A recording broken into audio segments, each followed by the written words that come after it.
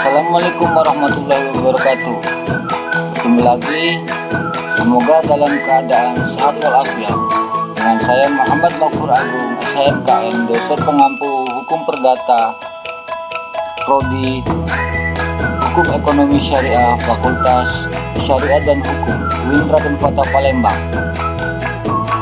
Dalam definisi hukum perdata, menurut para ahli, hukum perdata dalam arti luas meliputi semua hukum privat materi, yakni segala hukum yang mengatur kepentingan-kepentingan perorangan.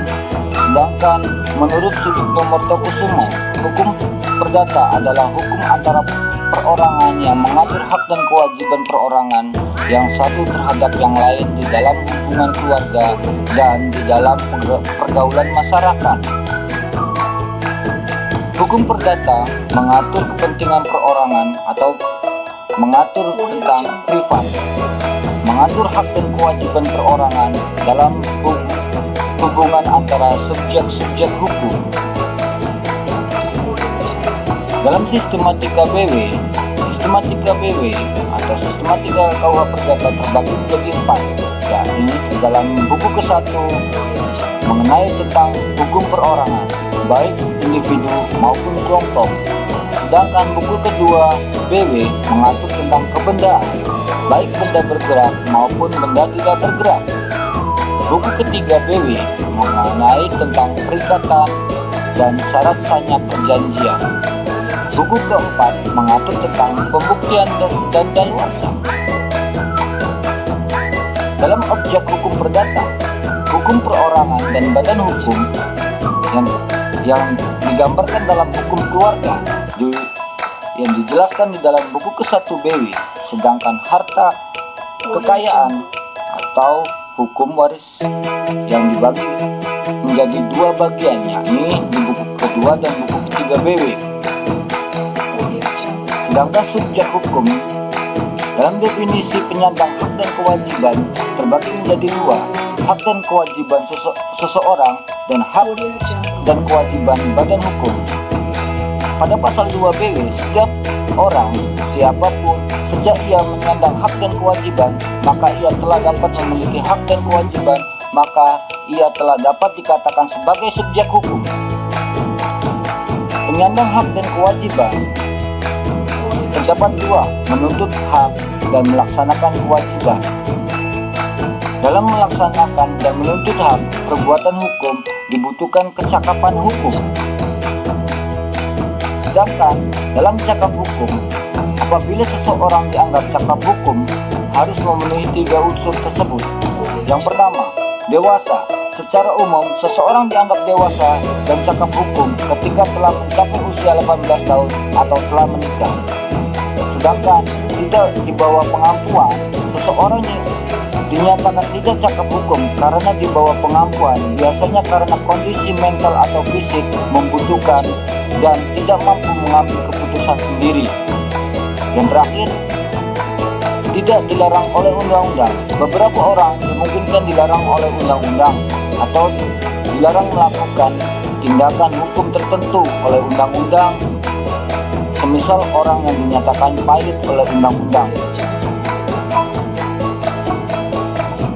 Badan hukum dan syarat pendirian badan hukum mempunyai pengurus atau struktur organisasi, mempunyai tujuan tertentu, mempunyai kekayaan sendiri yang terpisah dari kekayaan anggotanya, dan yang terakhir disahkan oleh badan yang berwenang.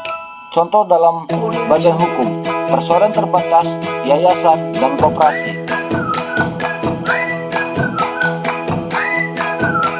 Hukum perorangan mengatur tentang perkawinan, perceraian, kekuasaan orang tua terhadap anaknya, kedudukan anak, perwalian, pengampuan. Perkawinan dalam peraturan BW, perkawinan mengatur tentang syarat-syarat perkawinan dan dispensasi kawin, sedangkan perceraian mengatur tentang hak dan kewajiban. Buku kedua dan buku ketiga BW mengatur tentang hukum kebendaan. Hukum benda adalah aturan-aturan yang mengatur hukum antara orang dengan kebendaan, diatur di dalam buku kedua BW pada pasal 499. Kebendaan adalah tiap-tiap barang dan tiap-tiap hak yang dapat dikuasai oleh hak milik, hak yang diberikan kepada seseorang yang memberikan kekuasaan langsung atas suatu benda yang dapat dipertahankan terhadap setiap orang. Sedangkan dalam macam-macam benda terbagi menjadi dua: benda berwujud dan benda tidak berwujud. Benda berwujud terbagi menjadi dua golongan, yakni benda bergerak dan benda tidak bergerak. Sedangkan macam-macam kebendaan, benda bergerak didefinisikan menurut sifatnya menjadi dua, karena sifat benda yang dapat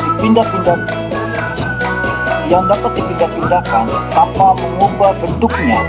Karena yang kedua, karena penetapan undang-undang, benda yang oleh undang-undang ditetapkan sebagai benda yang bergerak biasanya berupa hak yang penguasaannya bisa dapat dipindah tangankan. Sedangkan benda tidak bergerak karena sifatnya. Contoh, tanah dan bangunan karena tujuan pemakaiannya, seperti mesin pabrik. Yang terakhir, karena undang-undang hak, aturan tentang hukum tanah dalam artian hukum kebendaan berkaitan dengan persoalan tanah menurut buku kedua BW sudah tidak berlaku lagi karena sudah digantikan oleh Undang-Undang Nomor 5 Tahun 1960 atau yang biasa disebut dengan Undang-Undang Pokok Agraria atau disebut UUPA. Sedangkan dalam perikatan atau perjanjian, perikatan adalah aturan yang mengatur hubungan hukum antara dua pihak, di mana pihak yang satu mempunyai hak menuntut satu persatu dari pihak lain yang wajib memenuhi ketentuan tersebut. Dalam objek perikatan, prestasi yakni hak kreditur dan kewajiban dari debitur terdapat dalam pasal 1234 BW, yakni kewajibannya memberikan sesuatu dan melakukan perbuatan, dan yang terakhir tidak melakukan suatu perbuatan yang sudah disepakati dalam perjanjian. Sedangkan subjek perikatan terbagi menjadi dua. Subjeknya adalah kreditur, pihak yang berhak atas prestasi, dan debitur, pihak yang wajib melakukan prestasi. Dalam contoh perjanjian jual beli, maka seseorang dapat pembeli harus memberikan atau membayar apa yang sudah ia dapatkan, sedangkan penjual mendapatkan keuntungan atau mendapatkan keuntungan dari penjualan. Syarat sahnya perjanjian terdapat di dalam pasal 1320. Yang pertama, adanya kesepakatan.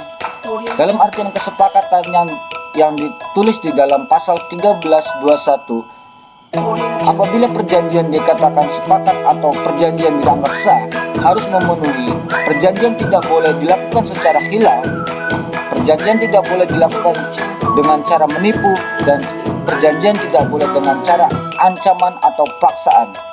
Apabila ketiganya dilakukan karena perjanjian, maka perjanjian dianggap batal demi hukum. Yang kedua, syarat sahnya perjanjian yakni cakap. Orang yang melakukan perjanjian harus sudah cakap hukum sesuai dengan ketentuan pasal 1330, di mana cakap hukum diatur di dalam pasal tersebut. Sedangkan syarat yang ketiga yakni suatu hal tertentu yang ditulis di dalam pasal 1333 BW. Dan yang keempat, klausa yang halal. Di dalam syarat sahnya perjanjian, klausa yang halal adalah barang yang tidak bertentangan atau suatu perjanjian yang tidak bertentangan dengan undang-undang. Mungkin itu yang bisa saya sampaikan, kurang lebihnya saya mohon maaf. Sampai ketemu di mata kuliah selanjutnya. Wallahul muwaffiq ila aqwamit thoriq. Wassalamualaikum warahmatullahi wabarakatuh.